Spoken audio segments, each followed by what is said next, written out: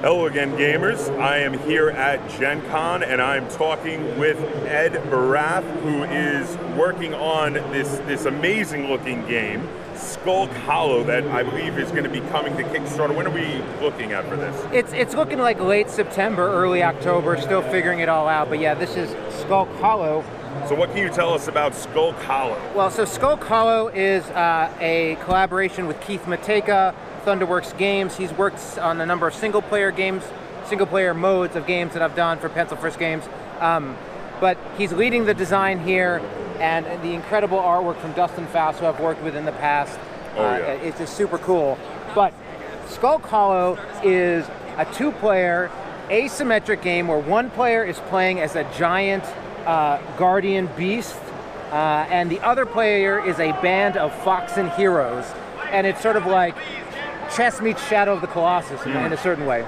But what's going to happen is the Foxen player starts and first will pick a prince, princess, king, queen, prince, princess, one noble character to play as. And so there's a full set, and I think you have the King of War over there. So those are the noble on the team, and they're unique. The other ones get removed. And then the other player is going to pick one of the monsters. We have Grak, we have Raptra. Apoda is a Kickstarter stretch goal, but we have Tantos. And actually, each one of these, the little deck box here, has their deck, but also their pretty amazing meeple in it. Really excited. Monster meeple. Monster meeple. Yes. And what we're doing is we're head-to-head in this 3x3 grid. Each Guardian has may have one or two goals. Grak here is trying to take out the Foxen Noble, but can also just take out 8 Foxes in general and win. And the Foxes are trying to take out the Guardian. However, what they need to do is somehow knock out all of the different areas on his body. And they'll do this like archers can shoot, but most of them actually will, that's an archer, jump up onto him and have to traverse his body as you go. That is amazing. Yeah.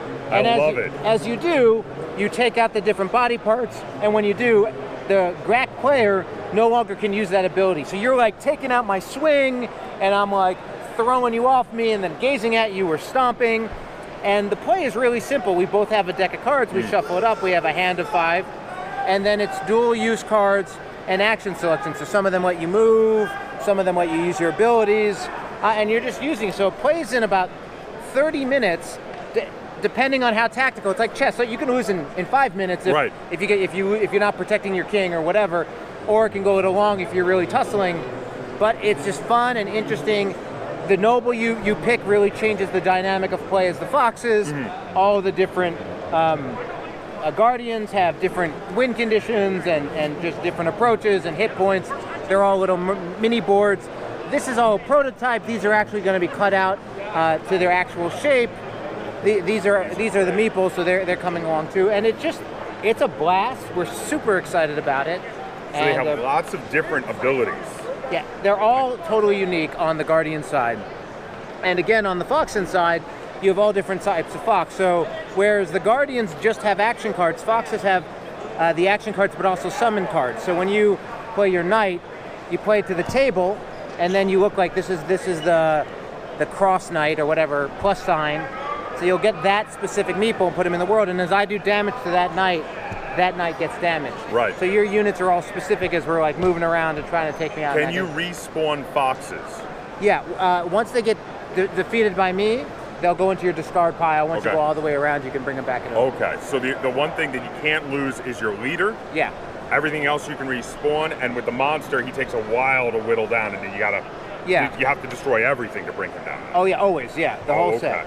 And so they work in different ways. Like Grak, he only has 2 actions, but when he's about to die, when he's got like 9 hits taken off of him, he gets a 3rd action, so he goes into rage mode.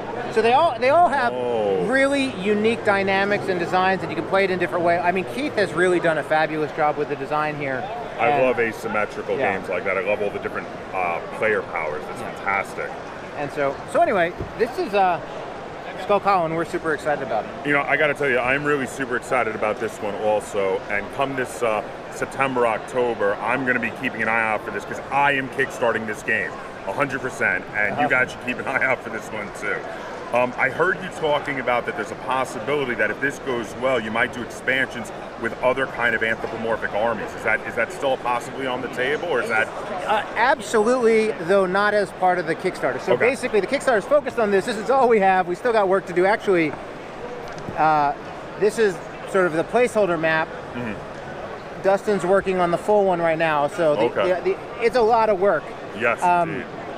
And so the idea is, fictionally, there are different regions of the world.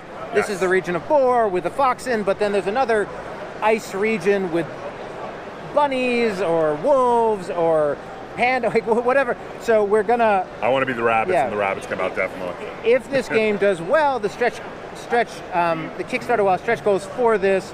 Again, another guardian, more nobles. That'll all be within this sort of area of the world. But if it went well and everything went well and people liked it, and we kept making it, we then say, okay, here's one. Let's do a new region, new creatures. But then you'd be able to interchange it. So you could take the bunnies instead of the foxes and go with these guys in this region because they're helping out, or vice versa. The whatever the next guardians are, the flying bat or the blob monster or whatever. That is awesome. You'd bring them here, but we're not putting the cart before the horse. Fair enough. We're gonna nail this one, but that would be like if we made the next game. So now, also, I understand. Now, obviously, you are the main player with Pencil First Games. Sure, the only. Yes, the owner, and you guys have been putting out a lot of great stuff. What kind of stuff is coming soon from your own company? What kind of things are we looking forward to from Pencil First? Yeah, well, so the next Kickstarter is Herbaceous Sprouts wrapped, and that's going to be releasing probably Q1 of this year. Also, Heroes Welcome, Pencil First Games with Monkey Jumps Games is going to bring that out, and that's probably again Q1 next year. Okay. This is the next Kickstarter. Okay. And then there's a game, The 100 Tori, which we announced is designed by Scott Caputo with art from Vincent Dutrait, which is pretty spectacular. Yes. And then I have another game with the Beth Sobel, Steve Finn team, which is after we did Herbaceous, Sunset Over Water, and then this next game, which is untitled right now. Okay. But it will be super cool. So can't tell me too much about that then. Keeping it under wraps still. It's going to live in that same easy, beautiful, fun, like 20-minute, same price point, same box size. And it's actually awesome. I've been playing it at the con, and it is awesome. Very good. So again, now the September or October, we're looking for the Kickstarter for this, and Q1 next year, Herbaceous Sprouts and Heroes Welcome. And Heroes Welcome for retail. Those are going to retail after they go to backers. Of course, backers first. Of course. So, are you ready for the lightning round? Bring it. All right. So you can get to know Ed a little bit better. I'm going to ask him some fun lightning round questions. Number one. Yes. If you could spend an evening gaming with any historical figure, who would you choose and why? I think I would choose Babe Ruth. Babe Ruth? Yeah. That's a good answer. It was, he was a big name for me when I was a kid. Not so much anymore, but just sort of like interesting dude who I just feel like probably wasn't playing a bunch of board games but might enjoy some. Sure, I could see him getting into a beer and board game night sure. Yeah, so I don't know. Sure. On the short, that's my answer. I like it. What is one of your least favorite game mechanics that is still used in some modern games? That's a harder one. I'm actually it's not like roll and move for me. I would say there's always good examples of people who make good use of mechanics, but what I don't like is random on random on random. Yes. So the mixture of highly random mechanics, like draw a card that makes you roll a die, that kind of thing. So that's not. I don't know if that counts as a good answer, but that's the answer I'm going to give. Oh no, I'm with you. I actually reviewed a game not long ago where that was my main complaint. So now, if you could buy a personal robot and download the personality and intellect of any game designer into it to game with, what designer would you choose? It's a good question. I think I would choose Bruno Cathala, who's alive. Ooh, so hopefully that's okay. No, it's fine. I just he's worked with so many different designers, so many different artists. He really has. And yes. has such a broad, must have such a broad perspective. I think it would be pretty cool. He has that in common with you. You do a lot of collaborations as well. Yeah. I mean, really I think cool. He started it first. That's But fair. no, I like working with people. So, what's one of your favorite games by Bruno Cathala? There's tons of them. I mean, I've been enjoying King Domino a ton, but I think probably Five Tribes would be one that I want to play. It's one of my favorites, Yeah. so I love Five Tribes. So, what is one of the first games that hooked you into the tabletop gaming hobby? I think hooked would probably be Small World. Like, Small World was the game where I was playing it like 10 times a week and buying all of the expansions, and that was like the first really big, I just want more and more of this game. Right. The app, all of it. I mean, there are other games I played Guillotine was one of the first games, and Catan, and probably, I mean, I played a bunch of earlier ones like Risk and otherwise, but like that was a game where it was like a modern board game, Citadels, but it was not just the one game, it was expansion and expansion and expansion. Yes. So, what do you think is one of the most underused themes in modern gaming? One of the most underused themes. Well, there wasn't a lot of people making games about herbs, so that was a pretty good one. That's true. But you're a good person to ask about this. Yeah, but no, I mean, I don't know. Underused theme. It's like,